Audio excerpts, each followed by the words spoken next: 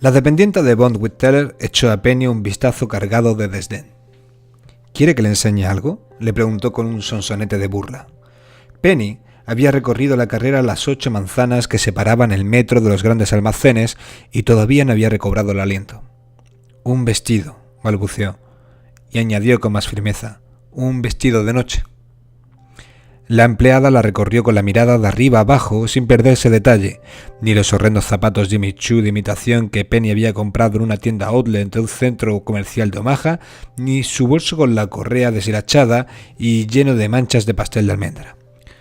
Su gabardina imitación Burberry apenas podía ocultar el hecho de que tenía la ropa embadurnada de café frío y de pegajosa nata montada. Unas cuantas moscas habían encontrado su olor dulzón y le habían seguido desde el andén abarrotado del metro. Penny intentó apartarlas de sí con un manotazo displicente. Cualquiera que la mirara la tomaría por una demente. El escrutinio de la vendedora pareció durar una eternidad y Penny tuvo que refrenar el impulso de girar sobre sus talones desgastados y alejarse ofendida de aquella snob. Por su parte, la dependienta tenía toda la pinta de dama de sociedad de Beekman Place de paseo por los barrios bajos, toda de Chanel, uñas inmaculadas, ni una sola mosca le pululaba con descaro alrededor de la trenza de diadema, ni se le posaba sobre la piel impoluta de la frente. Tras concluir su examen frío, la mirada de la dependienta buscó la de Penny y le preguntó en tono altivo: ¿Es para una ocasión especial? Penny empezó a explicarle la situación, pero se interrumpió. El hombre más rico del mundo le había pedido que fuera a cenar con él y le había sugerido quedar a las 8 en punto en Chez Romain, el restaurante más exclusivo de la ciudad, tal vez del mundo. La gente hacía sus reservas con años de antelación, años, y él se había avenido a encontrarse en el restaurante. Ni de broma quería Penny que viera el apartamento de un solo dormitorio en un 6º piso, sin ascensor, que ella compartía con 2 compañeras. Por supuesto, estaba entusiasmada, muerta de ganas de contárselo a alguien. Las buenas noticias no parecían reales hasta que se las contaba por lo menos a una docena de amigas. Sin embargo, aquella desconocida recelosa de la sección de vestidos de Bond Whitteller no la creería jamás. De hecho, una historia tan inverosímil solo serviría para confirmar su impresión de que Penny era una chiflada sin techo que estaba allí para hacerle perder su valioso tiempo. Una mosca le aterrizó en la punta de la nariz a Penny, que la apartó de un manotazo. Hizo un esfuerzo por tranquilizarse. No era ninguna lunática, y tampoco se iba a escapar. Camuflando el miedo de su voz, dijo: «Me gustaría ver el vestido cruzado de Dolce & Gabbana de esta temporada, el que tiene la cintura fruncida». Como si la estuviera poniendo a prueba, la dependiente entornó los ojos y le preguntó: «¿De gasa crepé?» «De satén», se apresuró a replicar Penny, con el dobladillo simétrico. Las largas colas para pagar en el supermercado volvían a dar fruto. El vestido que Penny tenía en mente era el que había llevado Jennifer López en la alfombra roja de los Oscars del año pasado. La mujer escrutó el cuerpo de Penny y preguntó: «¿Talla 44?» «Talla 40», replicó Penny. Sabía que se le estaban posando moscas en el pelo, pero decidió lucirlas como si fueran perlas negras tahitianas. La dependienta desapareció en busca de su vestido. Penny casi rezó porque no volviera. Aquello era una locura.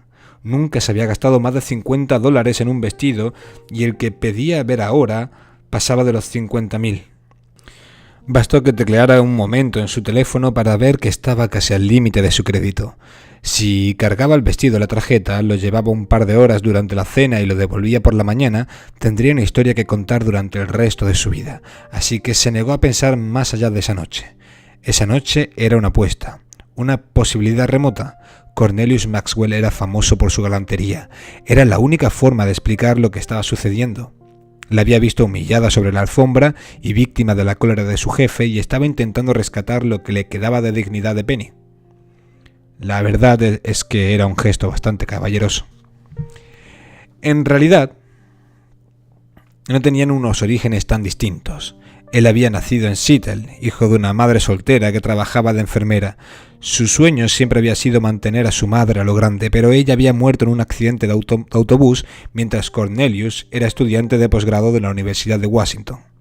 Un año más tarde, él había fundado Data Microcom en su habitación de la residencia de estudiantes. y al año siguiente ya era uno de los empresarios más ricos del mundo.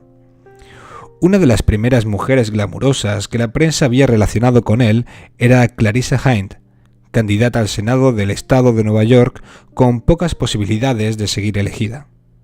No obstante, gracias al respaldo financiero y a los contactos políticos de él, ella había ganado la votación.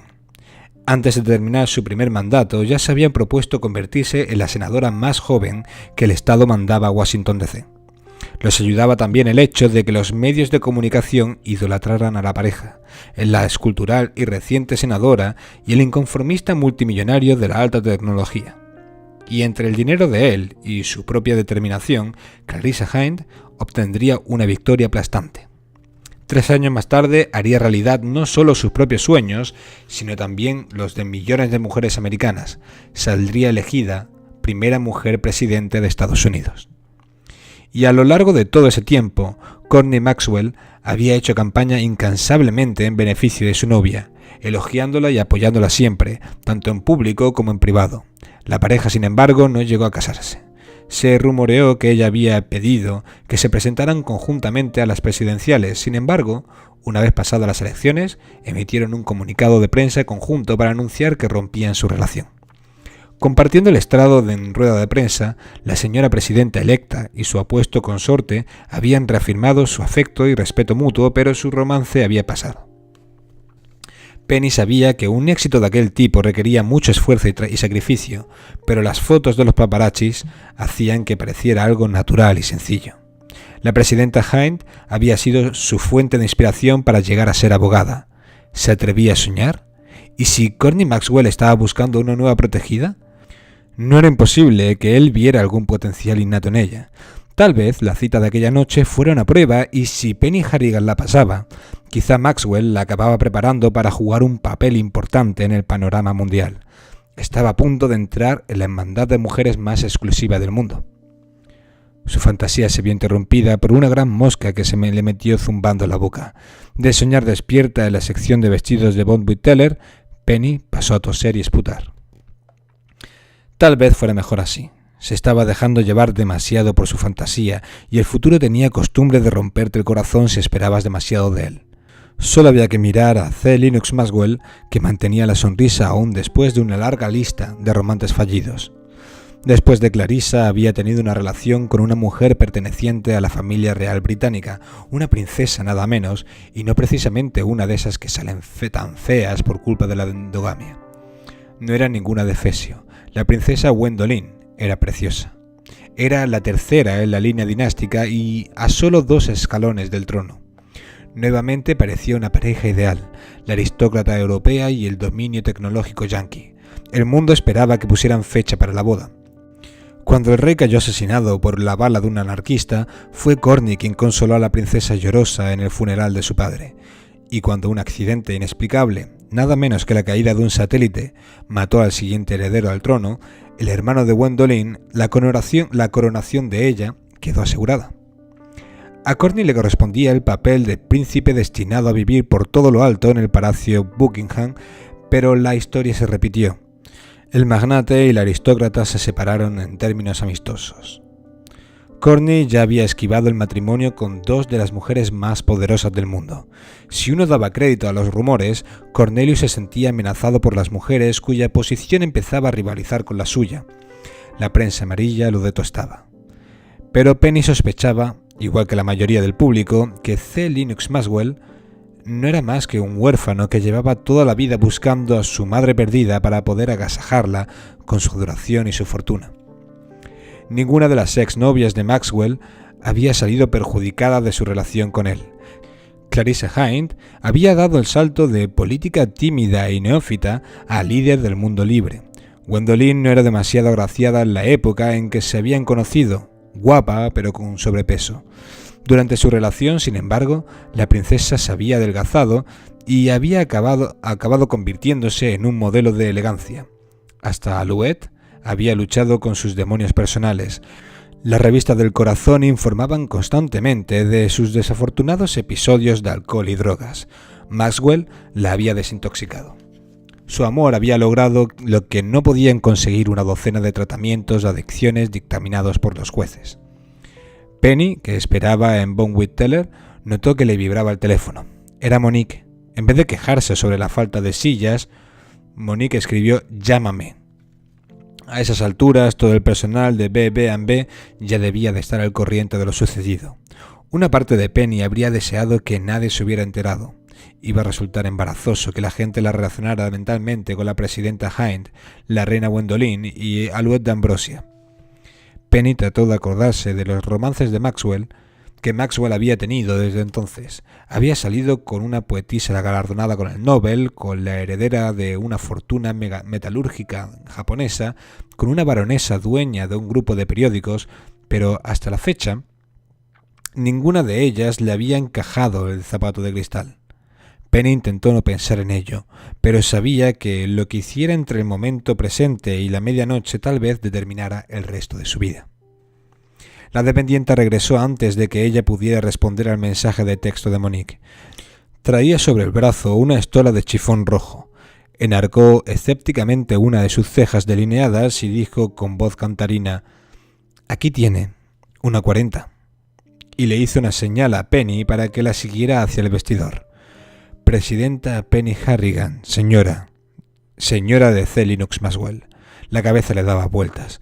En el post del día siguiente publicarían su nombre en negrita en la lista de famosos de la página 6.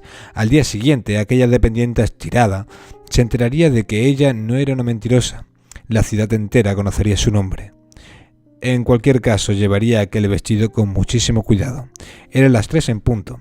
La cena era a las 8. Le quedaba tiempo para depilarse las piernas, cortarse el pelo y telefonear a sus padres.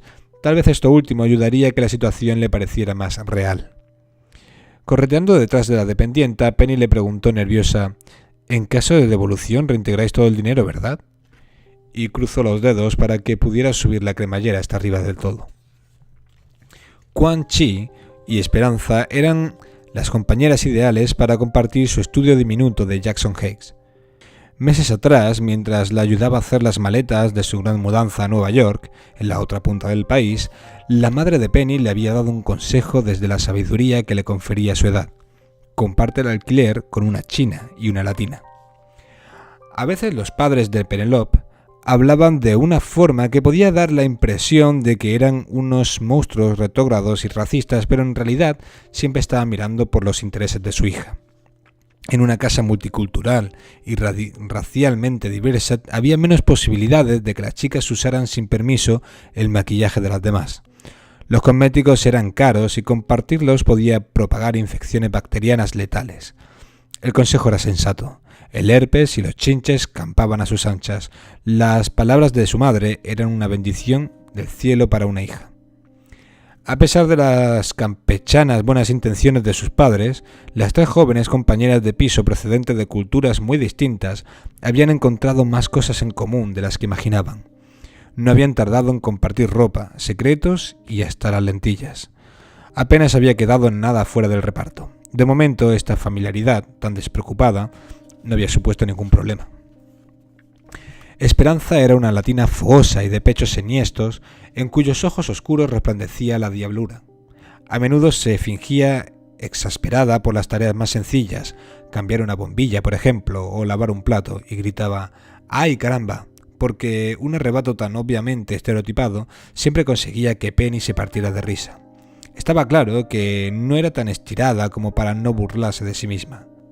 El hecho de que Esperanza fuera capaz de lanzar al suelo del cuarto de estar un sombrero mexicano desenfadadamente bordado y marcarse un enérgico zapateado alrededor de él demostraba que había progresado mucho hacia el futuro pospolíticamente correcto de las identidades personales.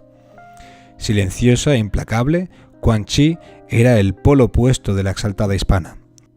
La asiática se desplazaba sin hacer ruido por el apartamento diminuto, quitando el polvo de los zócalos, podando su bonsái, doblando el extremo del rollo de papel higiénico en forma de sorpresas de origami para la siguiente que entrara en el lavabo, y en general siempre estaba transformando el caos en orden.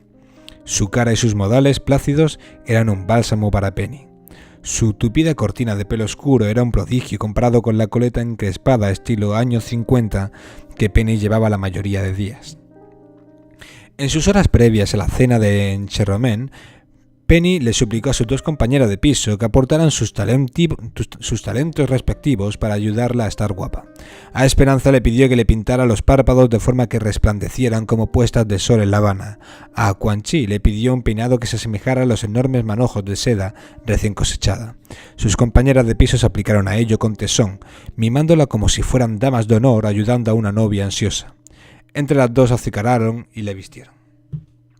Con el vestido puesto, Penny resplandecía. Para redondear su apariencia, Quan Chi le dejó un colgante exquisito. Era de jade verde brillante y estaba tallado en forma de dragón con perlas en los ojos, una auténtica reliquia familiar. Esperanza le prestó sus pendientes favoritos que representaban piñatas minúsculas y llenas de diamantes de imitación incrustados. Tanto si sus compañeras de piso se creían o no que Penny iba a cenar con el hombre más rico del mundo, las dos admiraron la estilosa transformación de Penny con lágrimas en los ojos. Alguien llamó al interfono. El taxi que había pedido ya había llegado y esperaba en la calle. En el último momento, Penny contuvo la respiración y fue a buscar una cajita de plástico gris que había tenido escondida mucho tiempo en el cuarto de baño. En la caja estaba su diafragma. 30 gramos de protección. No lo había necesitado desde el baile de invierno en el último año de licenciatura. Mientras lo buscaba por los armarios del cuarto de baño, se preguntó si todo aquel tiempo, sin usarlo, habría dañado el artilugio anticonceptivo.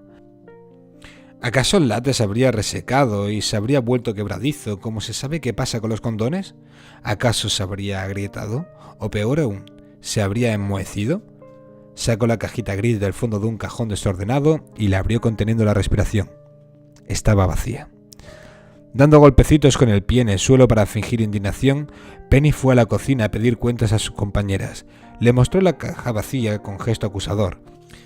La cajita llevaba una etiqueta con su nombre, Penelope Harrigan, además del nombre y la dirección de su médico de familia en Omaha. La puso sobre la encimera, junto al horno eléctrico oxidado y lleno de restos resecos de queso, y anunció: «Voy a apagar las luces y contar hasta 10, ¿de acuerdo?». Las dos chicas tenían cara inescrutable. Ninguna se sonrojó ni evitó avergonzada su mirada. «No haré preguntas». Dio un manotazo al interruptor de la pared, que sumió la cocina en oscuridad total. Se puso a contar. Se oyó un ruidito húmedo seguido de una exclamación ahogada y de una risita. 8, 9 y 10, contó Penny. Al encenderse la luz apareció la caja abierta con el familiar objeto rosado dentro. El diafragma estaba todo reluciente, perlado de gotitas procedentes de los saludables fluidos vaginales de alguien. Tenía pegado un pelo púbico solitario y muy rizado. Penny tomó nota mental de acordarse de lavarlo más tarde si lo necesitaba.